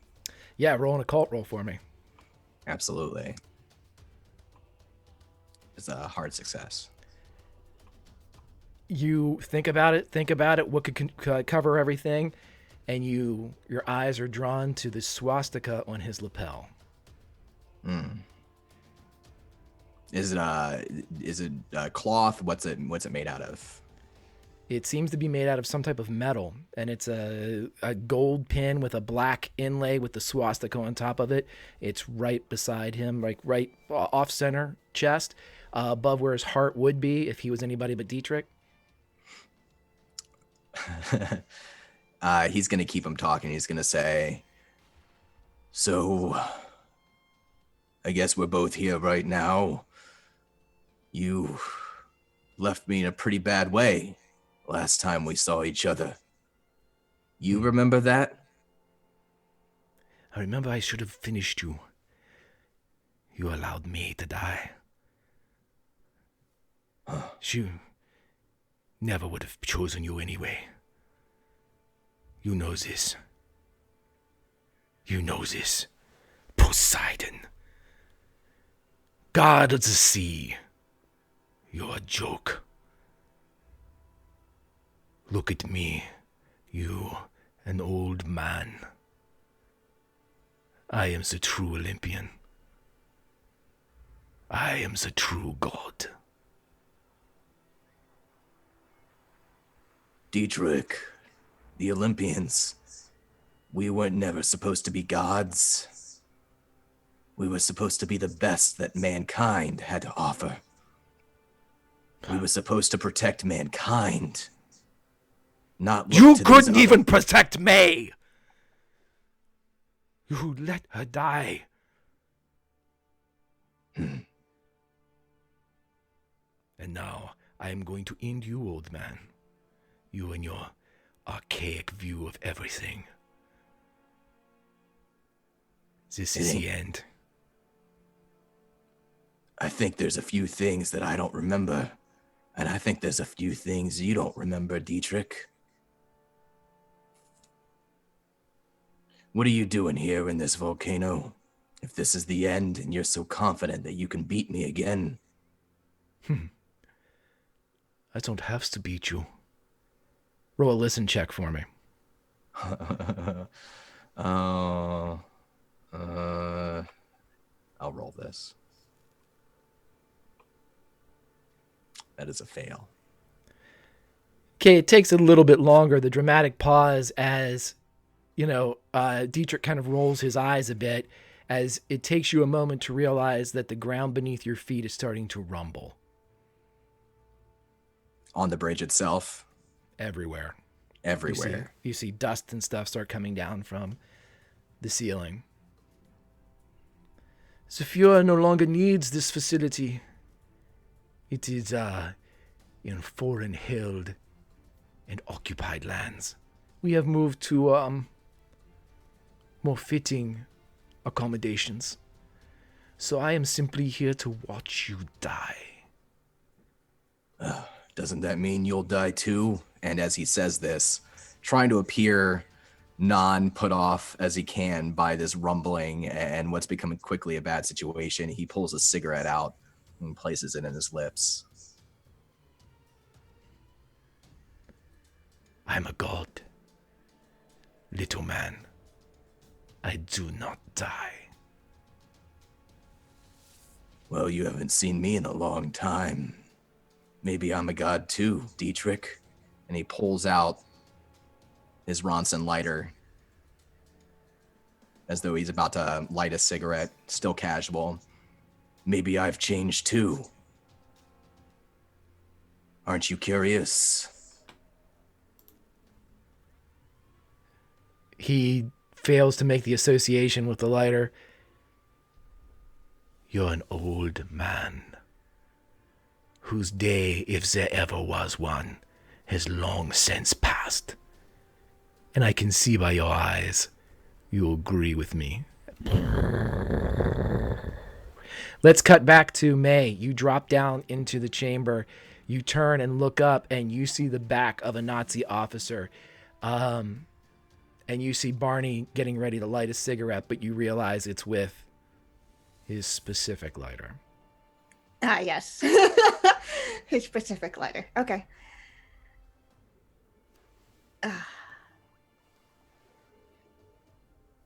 May is going to just head towards them.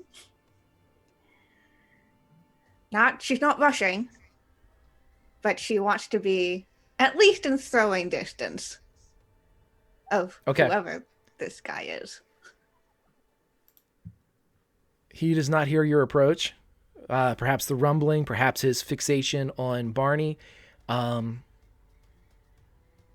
You close within 10 feet. I'm trying to, I'm looking at Barney, and she's giving him a very concerned look, and she switches on her baton. She's gonna throw it at this guy. She had no idea who he is. Okay. Make an attack roll for me. Okay. I love that you rolled that. I love that you have successes in your pocket and you rolled them anyway. Love that. Okay, so as you throw the baton, as it releases from the electrified glove, it hits unerringly the back of this individual. And Barney, from your side, you see Dietrich arc as lightning shoots up, and kind of for a moment you see that it actually gets to him as his hair lifts off his head a little bit, and you see smoke kind of wisp from around his eyebrows in the corner of his mouth as he screams and reaches behind him for something that he believes is an impaled projectile, but is actually the baton, which is already returned to May's grasp. As he drops to the ground twitching, he shakes it off quickly, but he turns and looks back down the hallway, and he sees May. And as soon as he sees her, his entire demeanor changes as his face drops and the jaw slackens and his eyes become glassy. May. And he spins back towards Barney. Is this your trick, old man? Something that you feel you must do. And he turns back and looks at May. Is it you? May has stopped in her tracks as soon as she saw that it was him. And she's like, she takes a step back. Joseph. May. I saw you die. I saw your apartment blow. I had hoped that you would continue thinking that. And she's holding the baton in her hand, and she's like keeping it between them. Why? Why would you wish this? Why? You ask me why? You stalked me, Joseph. You stalked me for 2 years. I had to shake you off somehow after you had threatened me and you had threatened him. How dare you ask why? It was for your protection. The Americans, they are backwoods, they are primitives, they could not see you the way I saw you. That is not your choice to make, Joseph. I could not bear to see you left in that swamp. You should have come with me. You can still come with me. I can get us out of here. I can save us. He's completely ignoring Barney. Oh, God.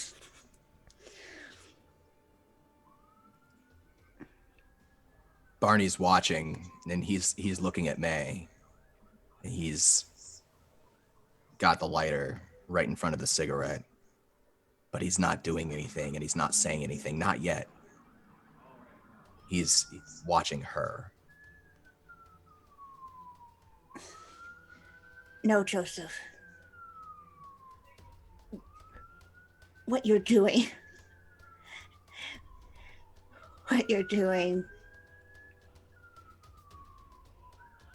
I can't return back to that.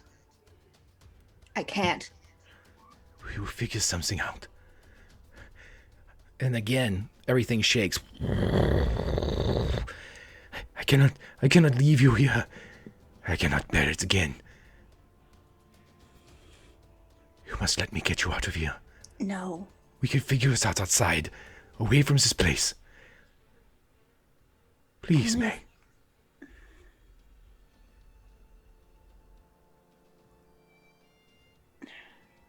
Barney finally calls out, realizing that time is running out now. And he calls out to Joseph and he says, Apollo. He turns back and looks. All this time, you thought you won. You thought you were God. Truth is, human beings always win because they got something worth holding on to. And he lights his Ronson lighter, and the blue crackling flame dances up and brushes the end of the cigarette. And he speaks the words, deeper, deeper, and starts to cast a spell. Okay. Apollo is going to pull himself upright and spin towards you, but he's very distracted by May, and he's trying to keep an eye on both of you, but Barney is in front and May is behind as the rumbling begins and pieces of the ceiling are now falling and splashing into the lava below as he turns and looks at you. And he begins to reach for the first time to arm himself as he goes to pull a gun out of his waistband. What are you doing? Casting Breath of the Deep. And this spell, and it's a contested power check, but I'm gonna use one of my crits for this. Okay. It's it's a basically his lungs begin to fill with salt water and spill into his lungs, and he begins to drown, and he has to make an extreme constitution check to keep himself from drowning over the next few rounds. But in the meantime, he's sort of stunned. Okay, yeah, he fails that. So as he's sitting there, briny water starts to pour out of his nose and mouth as he turns and starts to shake, and water's going everywhere, and he tries to cough. And as he coughs, it just seems like more water is coming out of his lungs as his eyes are wide as he's looking around, and he looks for a moment at Barney, and his eyes narrow as if for the first time he sees his rival with more than a passing respect. There is definitely a deeper, borderline admiration here. But then he spins his gaze and turns back towards May, and he's sitting there, and you can see that he's trying to say something, but just water is pouring out. And you see him, and in the kind of the settled soot of the burnt ash that's in the air, you see him start to write something, and he's pointing at May.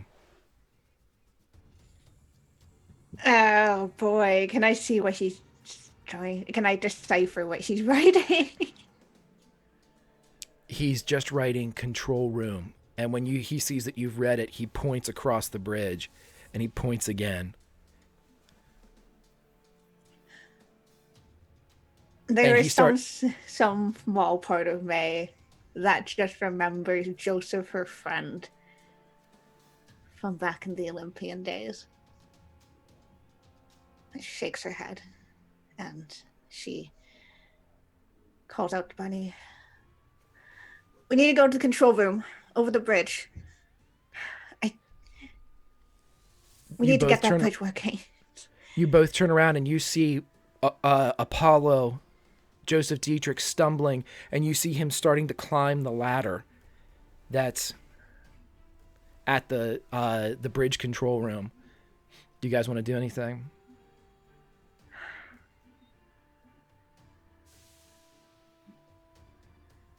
Barnabas hates that he's even considering letting Dietrich help him. The respect that he sees for a moment in Dietrich's eyes is not reflected in how Barnabas feels about Dietrich, about his type of magic, about what he's done.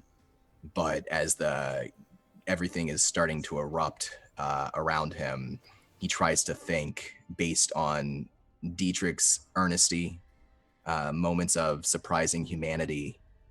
Does he think that Dietrich will allow them across, will work with them?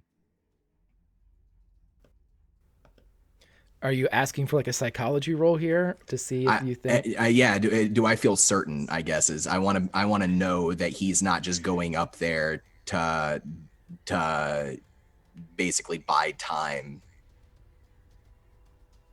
You can roll a psychology check for me. Yes, I will. I will roll that as a success. He doesn't seem like he's moving with vengeance. Psychology is not a spell. You don't get an exact read, but you see his feet disappear as he pulls himself up, and a moment later, you see a hand smack against the glass, and you see it point towards the opposite side as a huge chunk of the volcano drops and clatters off the near side ledge and splashes down into the lava as he just points towards the other side. And you see a light up on the control panel midway across the bridge. I run for that. And I am pressing that button. As soon as you do, the far side, it swings up and meets and forms the bridge in about 10 seconds. And when you look back, you see water splashing against the inside of the window as the hand is there for a second, and you see it slide down and disappear. May takes Barney's hand, and he can tell she's shaking. We have to go. Then he'll squeeze her hand and he'll say, yeah, we still got a job to do. Besides, Apollo was wrong. He didn't make the right choice. We did, a long time ago. Let's go, May. Let's go. And he'll start to move across. Okay, you guys are able to move across as this whole place is starting to shake violently as some type of geothermal reaction has been triggered. You can only assume that it must be what Dietrich or Apollo had planned to blow this base completely apart. As he gets across to the other side, as you guys get across to the other side, you are greeted with a large space that has two hexagons that seem to be attached to some type of pivot, some type of disc, and they're slowly rotating. And there looks to be a control panel behind a glass wall just off to the side.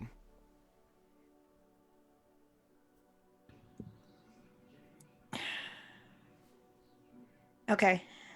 So there's a control panel on the other side. And then there's these spinning hexagons. Okay.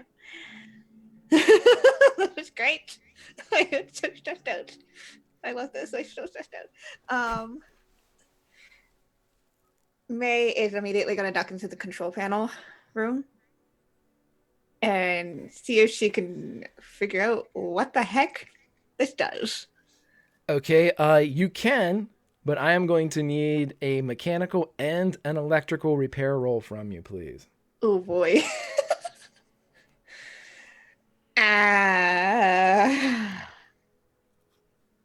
Got any of those crits left? I do. I'm just saying. I know. You can see the gears turning in my head. Yeah, I'm gonna use 2 of the crits. Okay.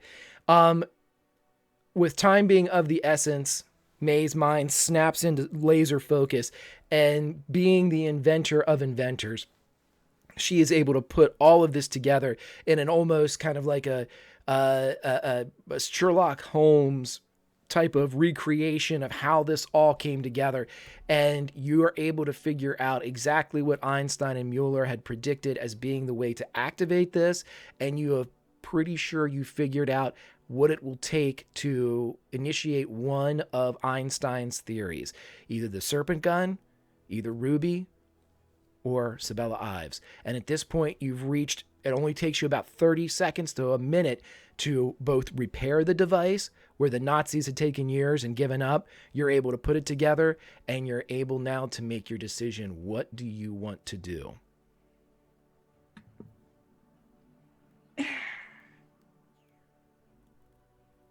May looks to Barney. We only know one of those options well.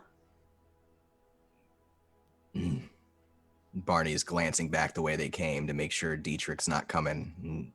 But once she says options, he realizes, oh, it's time. We're there. And he smiles and he says, there's only one option. And May focuses the machine on Ruby. So with the moving of these ancient dials, she drills in expertly, and the machine registers, and there is a flash of arcane symbols that seem to kind of float above the machine. Barney, I need you to make an occult roll for me, please.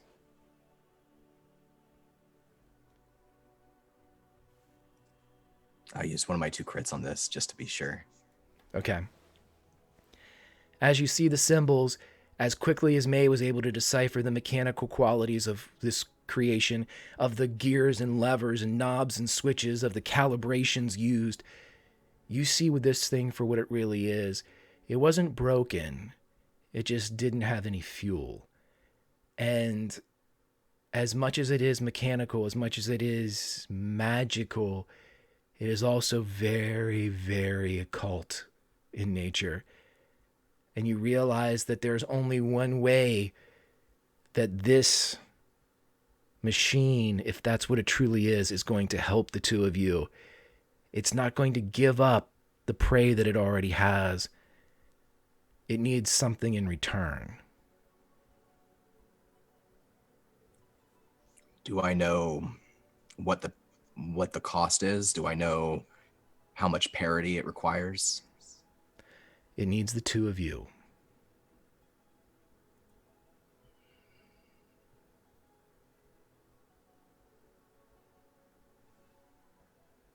He'll look at May and he'll nod reassuringly.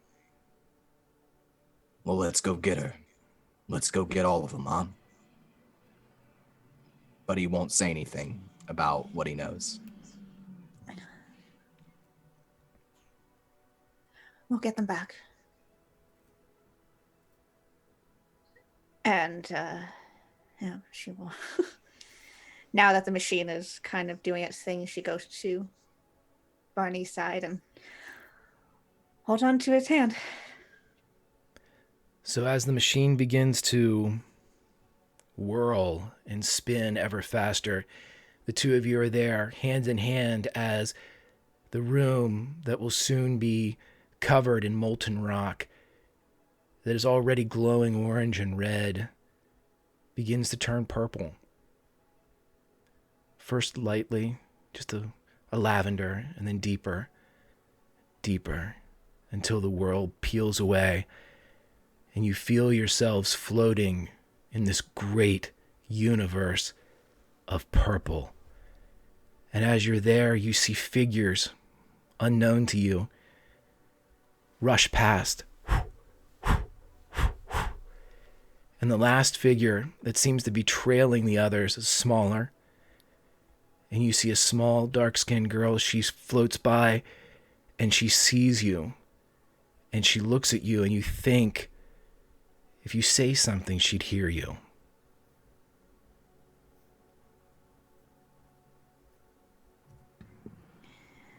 May calls out, Ruby, go find Jack Kilgrave. I love you, okay? Go find Jack. Go find him. She looks confused and she reaches out a very small hand towards the two of you as she's starting to be pulled past you.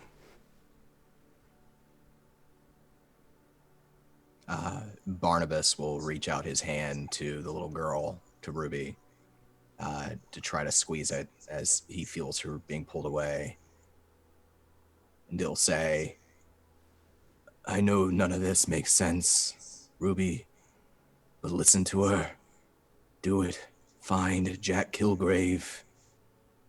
And no, you might not be my blood, but you're my girl. Our girl. Always will be. Always. You see for a moment that even though there's confusion in her eyes, that they soften at the two of you. And for a moment, you see her kind of fight to stay where she is, to kind of fight to be in that place. And she swims for a moment, and you see her pulled out of your grasp as she floats away and disappears. And it is the two of you floating in a vast sea of purple.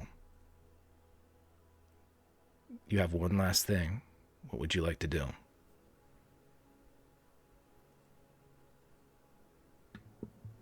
Barnabas will look to May and he'll smile and he'll say, I don't know, maybe you could feel it, but this really is our last mission. That machine, it's keeping us and it's spitting up them. Easy price to pay.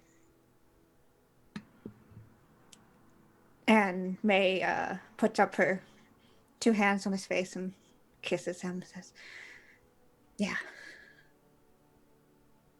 we did it." Barnabas will sort of hold her close as they feel the purple pull them apart, drift away, and kind of look up and with a certain wonder at what is happening to them.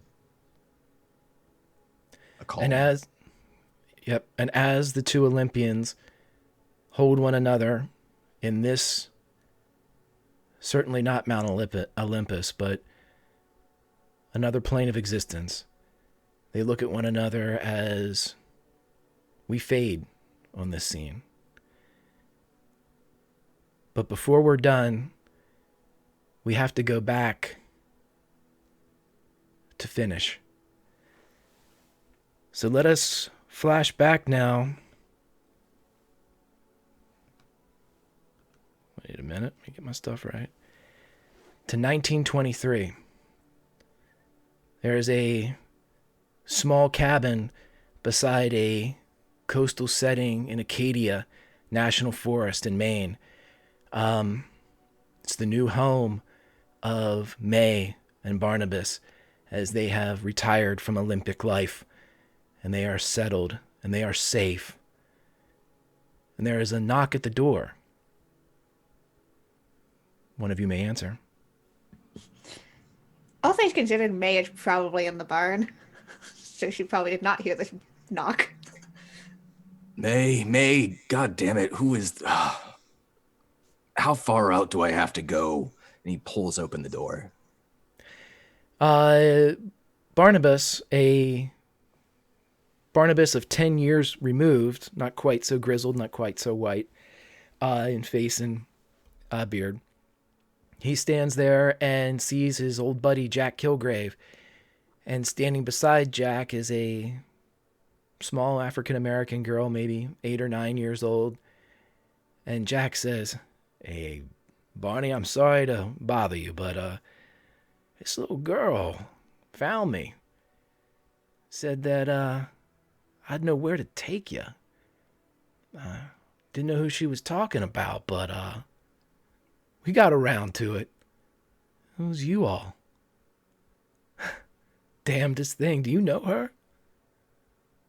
And that's where we will end this episode of the epilogue of Project Cronus with our two Olympians, May and Barnabas, as in 1923, they became the parents of one Ruby Foster. But before we finish completely, there's just one other thing. As Barney and May slip into the purple, as our Olympians of Project Athena return to the world, one other thing happens. In downtown Manhattan, at the Meadham Building, the Caduceus HQ, there is a seemingly young woman who has been sleeping for quite some time. And as soon as Barney and May take the place of Project Athena, her eyes open. And that is where we will end tonight's episode. So, everybody, Kiana and Don do not disappoint. I'm at a loss for words. Kiana, take it away. Oh my god, I am teary-eyed. I'm about to cry. Oh, that was so good. Holy shit. Wow, I honestly don't have words for that. That was beautiful and heartbreaking. And wow. I as I was saying to these two pre the stream, like I've loved these characters so much.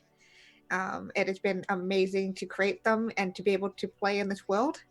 So thank you so much, Greg, for having me on, because I love Project Athena. I love every Sunday being here, watching Project Athena, and we saved them. We did it. Although we're now kind of in nothingness, but hey, it worked out. So yeah, holy shit. Uh, you guys can find me on Twitter and Twitch at Kiana S, where, I'll probably be over there crying over these characters because I love them. And you can also find me on Thursdays on Encounter Roleplay, where I am the DM from 1 to 4 p.m. Of Tales from the Twisted Towers. So if you guys like, twisted fairy tales and shenanigans, you can always find me there. Otherwise, I will be in the chat on Sundays, hang out with you guys, and cheering Project Athena on as they continue on to next season. Awesome. Awesome stuff. Don, what'd you think, buddy? Oh man, this was. I mean, I was really excited about this. I love Project Athena, like Kiana said. I watch all the episodes. It's one of my favorite things that's happening in the RPG world, and to get to be a part of it was fantastic. I love this story. I really enjoy these characters, and Kiana and Greg tonight were great. And I couldn't be happier with how it went. This is easily one of my favorite RPG experiences I've ever had in my life. I second that entirely. You can find me on Twitter at Jonathan Fry. I freelance a bunch of different stuff, so you'll see me talking about various projects. I'm also playing Call of Cthulhu on Wednesdays at 1 p.m. with Greg over on Encounter Roleplay. Nameless Horrors, and you can also catch Greg and I on Tomes and Tentacles, the podcast, also Encounter Roleplay, where we play very, very different characters who, if these characters met those characters, these characters would definitely kick their ass real hard. But it's still a lot of fun, and that's a great story too. And Greg, just thanks for having me. Chat, you guys were fantastic. Thanks for keeping us alive to the end, giving us the chance to have the ending that we had. And y'all are wonderful. Awesome, man. Awesome. Yeah. I just wanted to say next week we'll be back. Project Athena as saved by Project Cronus. We'll see what's happened to our Athenians as they are brought back into the world. I have to say that just like with the Project Athena crew, Kiana and Don have been utterly fantastic this week. I mean, putting a tremendous amount of time into these characters, creating an entire universe and history of Project Cronus. And I'm going to tell you that Project Cronus is not done. We are either going to explore the past stories that occurred during the Great War, but I will also leave them with this, and I'm usually not nice about this, but by God, I almost cried during that last scene, and we can't have that shit. We can't have that, because I lose a ton of street cred if that happens. I will tell you this. The Athenians were in the purple goo for 6 months. I'm just going to leave it at that. You guys just got there. We'll see where that goes. Ladies and gentlemen, some of these Olympians are in 1923, being the newly adopted parents of a little girl named Ruby Foster. Our Athenians are in 1933, brought back from the dead by two of the finest to ever bear the name. You're in 2018. Take care of yourselves until next Sunday. And until then, from me, the Olympians, Project Cronus, and Project Athena, kick ass, guys. We'll see you later.